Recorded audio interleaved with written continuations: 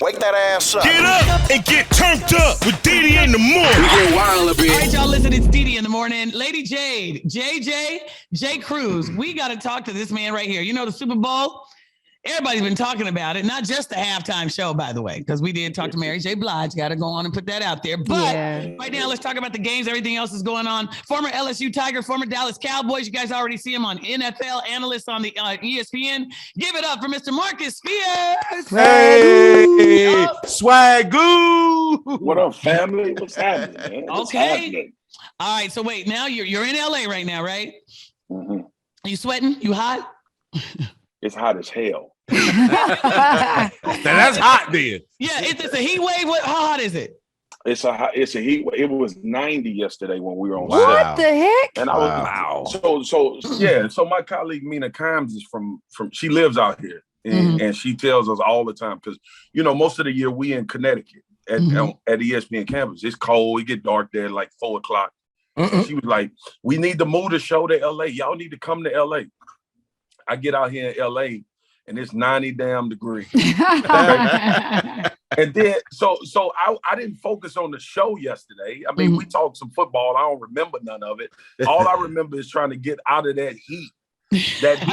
And then I got folks telling me on Twitter, because ESPN, I'm a living meme now. So every time I do something, ESPN put it on all the platforms. So I get people telling me, you from Louisiana, you can handle the heat. I said 90 degrees is 90 degrees. Okay. I don't care if you're in Alaska. It's 90 degrees. So yeah, yesterday was tough, and I'm about to walk out there in it again. But I'm wearing a polo today. Okay. I'm about to say, did you pack for 90-degree weather? I hope you didn't pack for cooler weather. I did. I packed, Jay, for what people told me, and that was 70 and windy and it gets chilly at night. That's what I packed for. But I had to run it up a little bit. I had to go find me a couple big man shops so I could get the right type of attire for this summer. Right. Summer out here in Cali. Yeah, there's some good shops. I gotta admit, there's some good shops. Not like I shop for myself, I shop for my husband. Now listen, because I was getting ready to hear Jade say DeDe shops there. You beat me to it, DeDe. You beat me I to said it. for my husband. All right, but it's so hot right now, and I think I saw something. I don't know, JJ or was it or J. Cruz? Somebody was telling me they're thinking the Rams get an advantage though, right? Because of the weather. Is that true? I saw that. No.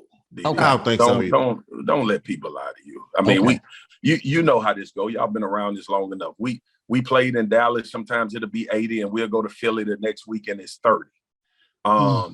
You got to adjust to it. Like this, the Super Bowl, yo. The advantages or anything outside of it being a home game for the Rams, the weather ain't gonna be no factor. I mean, it ain't like it's Jerry Stadium where the sun blinds you. Oh my gosh. Like in real life.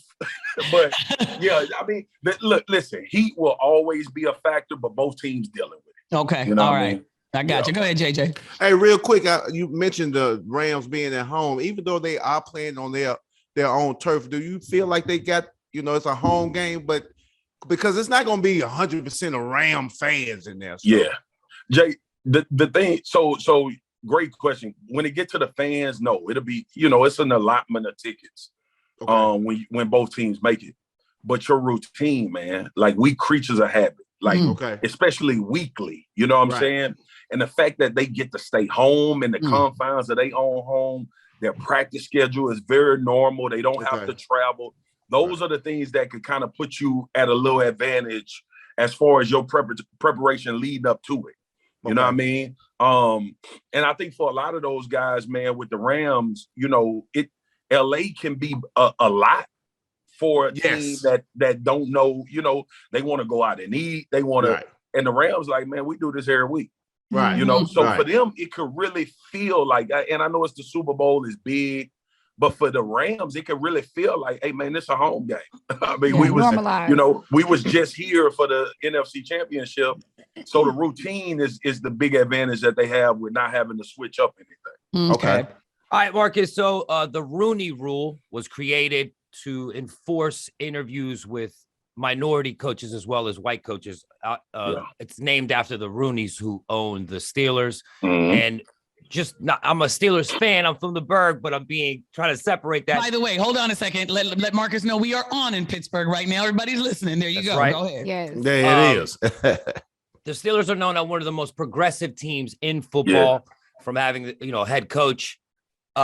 Chances that we might have a black GM as well. That decision hasn't been made yet.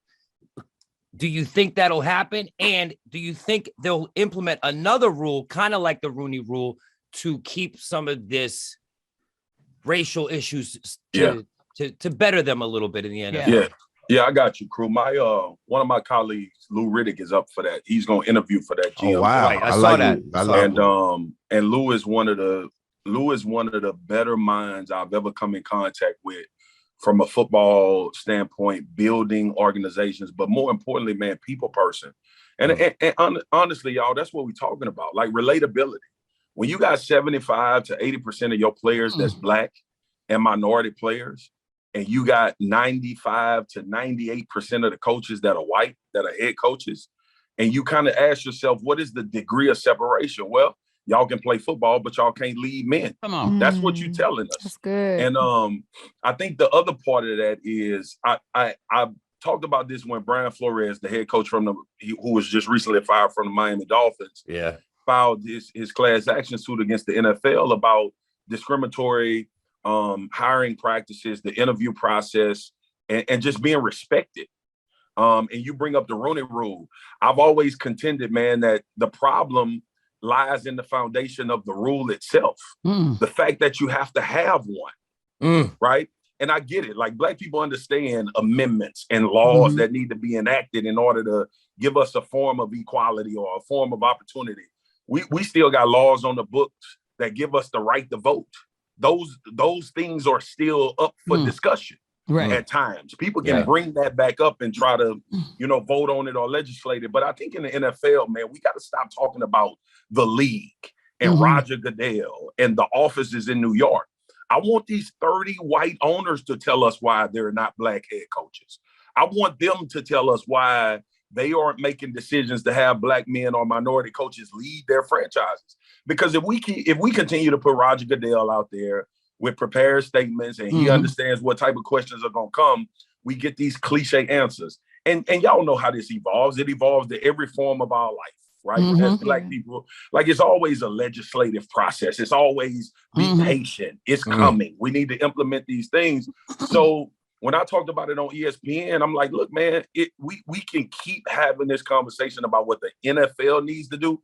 I need an interview with Jerry Jones as to why he don't hire black coaches. Thank you. I want to talk to Stephen Ross, the owner of the Miami Dolphins, and ask him, why did you fire a coach that had 2 winning seasons? Correct. Back to back. Those are the guys that need to be asking the questions. You know what I'm saying? So if in particular, something going on with a franchise or an entity you're a part of, I'm not going to go talk to the lady that work in the cafeteria. Right. I'm going to go talk to the person that owned the spot and be like, well, all these things continuing to transpire. So to answer your question, man, diversity and inclusion obviously has become a catchphrase. And I honestly believe a lot of people want to get to that point.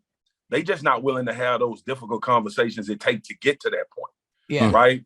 So ultimately, the Rooney Rule was implemented to make this process more equal when it comes to you having to interview a minority candidate. But we all know how that go. All right, we're gonna bring in so right. We're gonna do 4 or 5 hours, but we really know the guy that we want. And yeah, that's so actually I guess I what was going to happened. say, is it to make it equal or is it to make it seem equal? Because even here. Flores made the To make it statement of, seem. this been going on. Like, Roger Goodell, stop acting like you're surprised. Like, oh, we need to do a little bit of research and we need to look into this. Okay, let me ask you this, because we have talked about it. By the way, everybody, we are talking to ESPN sports analyst, of course, Marcus Spears.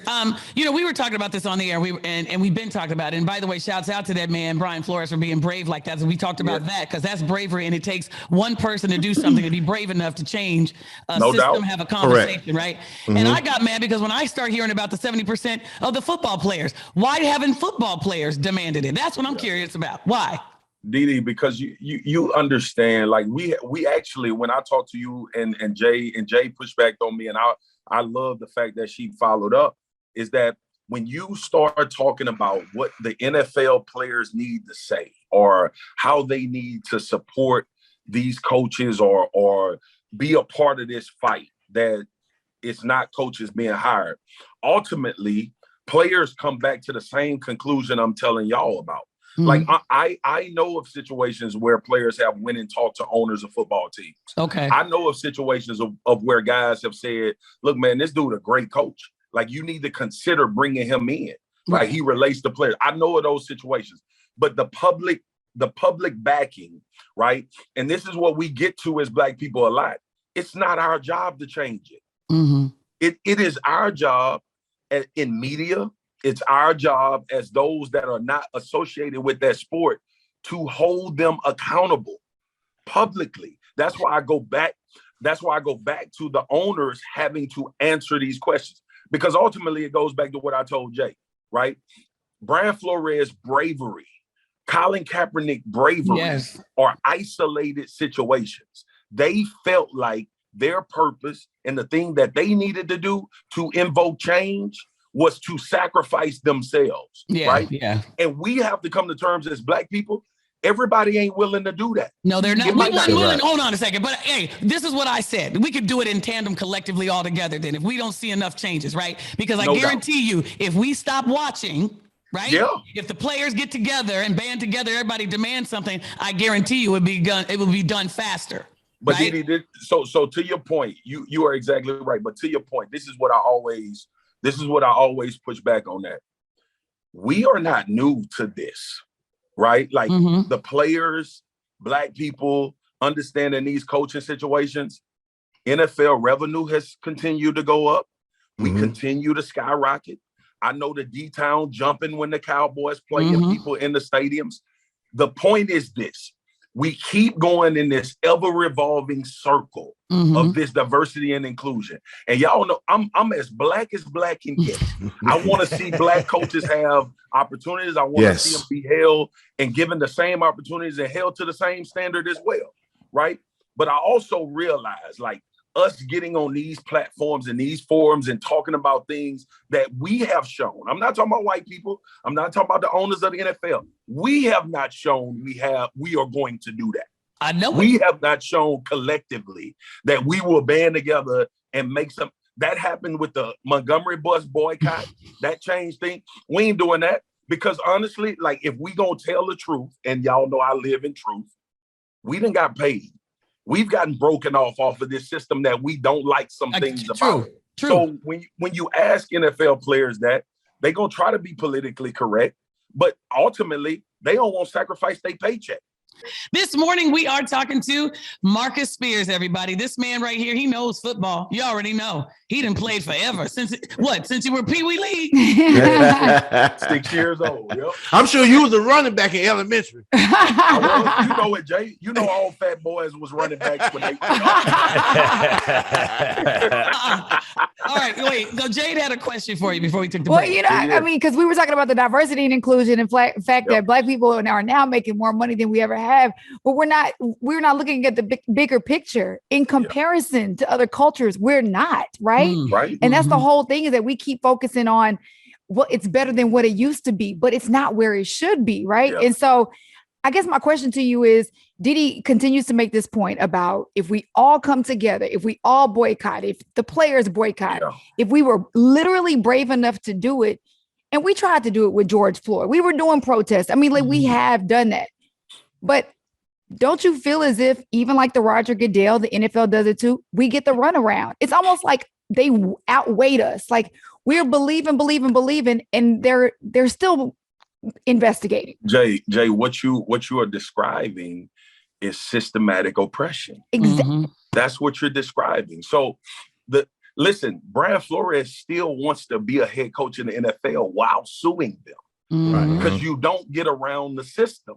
Right? That, like, ultimately, y'all know this. If we were going to actually change things as opposed to taking these minor, small steps to try to find equality, we got to go back and do this whole thing over with. Right? It's got to be representation when they write the Constitution. We got to be considered people when they write the Constitution. Like all of those things. So for me, this is this NFL situation is similar to what we dealt with in America and a lot of other play areas of our life. We have to slowly, and people get sick of it.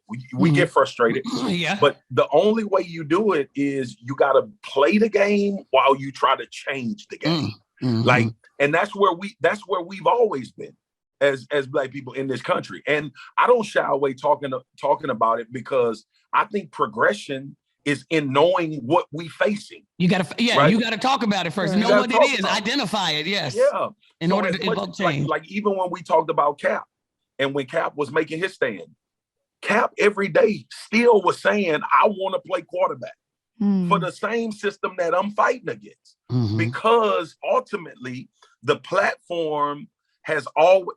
So sports is so important in our culture, and because it has given us a semblance of equality, right? Like when you get in them lines and we competing, don't matter if you white or black, don't matter how much money your family got, don't matter what side of the tracks you grew up on, we competing to win games. We talk about that analogy all the time in sports. That's why our culture gravitates to it, because we are better in sports, in the major American sports. If you, and I'm not, that ain't racist. That's statistics. Right. Like, look at every league. It's like the leagues that are popular outside of baseball are led by minorities, right? That are actually performing. So, yeah, I get the frustration. And y'all know we go at this every time we talk. But ultimately, you are trying to change a structure and a system also while benefiting from that structure and that system. So it's hard to just say, hey, y'all go out there and protest and throw everything away, because ultimately, we negotiate with the people that own the mountain. We not negotiating with the people, the middleman who gonna go back. We negotiating with the guys that own the property, right? And guess it's what? Just like, Marcus, so that's it. Yeah. Marcus, we trying to get some minorities to even own the mountain. That's girl, what I'm at least just be on it. Yeah. So Denver is up. For sale. That'll be a franchise up for sale. I think it's gonna say a lot about how that process goes for minority ownership. And also you got to realize that in the NFL, okay, the owners of current teams have to approve that. Yes, I know it. Right? I know, yeah. System. Okay, right? so hold on, Marcus. I got it then. I got it. Here's what it is. You already played. Yep. JJ's a comedian. Jay got some money. Jay, can we all put our money together? What y'all got? Pull out your wallet right now, everybody. What we got? We might be able to buy some jerseys. Hold up. What? I'm straight. I can take care of my family, but my bank account ain't set up like that. Ain't set up like that. JJ, you ain't got it? You ain't got it? No, I'm going to still be in the parking lot. Okay. So real quick, we are talking to Marcus Spears, of course, from ESPN. You already know, played Cowboys, LSU. So here's another question for you. Let's talk about Tom Brady. Is he going to unretire? No, Tom gone, man. Yeah. Like I think, you just like a player of his, it becomes a game at some point. Like if you let it get out there and you actually said it out, he go through it. It's 22 years, y'all. Like, dang. If Tom Brady come back and play football, he doing it because of everybody else. Like that decision he made to retire probably was more thought out than any player in the history of the game.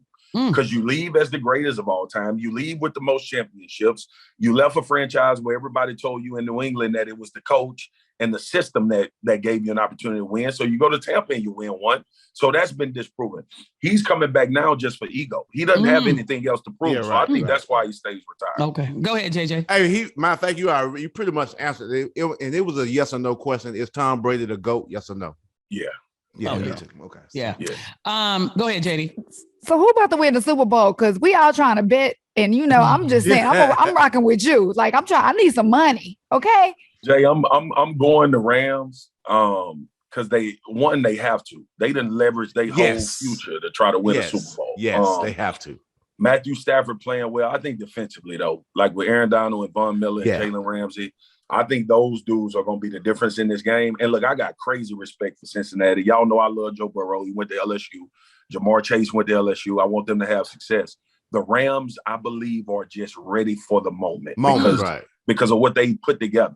I think they get it done. Go ahead, JJ. Hey, real quick, other side of the ball. Do you double team Jamar Chase or you let Ramsey go one-on-one? You double Jamar and you let Jalen take away the number 2 receiver. And Jay, I went back and forth on this, bro. because I was like the fan in me just want to see the good on good all right, day. Right, yeah. Follow him. But what LA has done all year is they bracketed the best guy, meaning double him, find ways to keep people around him. And they tell Jalen, look, we're going to take away, in this case, that would be T. Higgins, the second receiver for Cincinnati. Right. Now, Joe Burrow, find another option. You got to find, we done took your two best people away. You got to find a way to beat us another way. I think that's the route the Rams going to go. At times, though, you will see Jalen matched up against Jamar. Right. And I think that's going to happen when third downs happen and they need one. Right. They need to get off the field because we know where they looking. Real quick. Is it going to be a high scoring game, though? Do you think that? Yeah, I think it's going to be high scoring. I think so, too. Okay. And what about the Super Bowl? I mean, the halftime show. You ready? All I want to see is Mary J. Hey, listen, for real. So, y'all, quick story. I know we got to go. My wife and I went to the Essence Fest, I don't know, 10 years ago, something like that. And I'm in there and I'm there to see Wayne go off. I was there to see Drake. That's my mindset walking in. Mary J came on. Okay.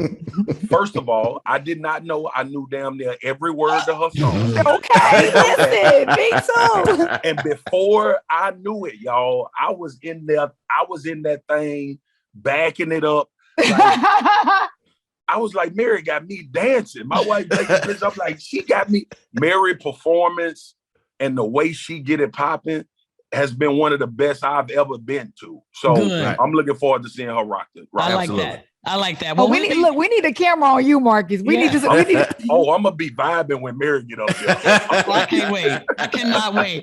Well, listen, everybody, make sure you watch him. He, of course, you see him on ESPN. We've watched him for years. LSU, the Cowboys, everything. Give it up for this man right here. Give it up for Mr. Marcus Fields. I appreciate y'all. Wake that ass up. Get up and get turned up with DeDe in the morning. We get wild a bit.